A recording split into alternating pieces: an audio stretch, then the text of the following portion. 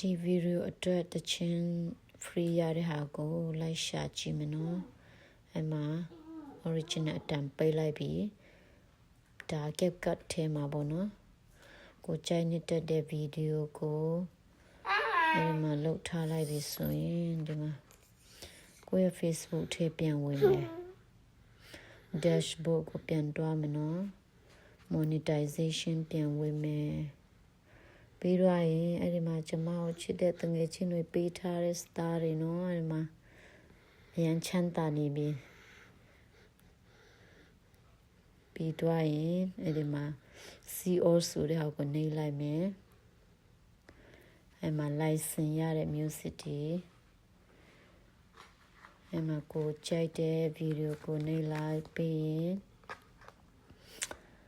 တချင်းကိုရှာမယ်အဲ့ဒီမှာ free ဆိုတဲ့တချင်းလေးကိုပဲရွေးလို့ရမယ်နော်တခြားဆိုရင်တော့လေး copy လိုက်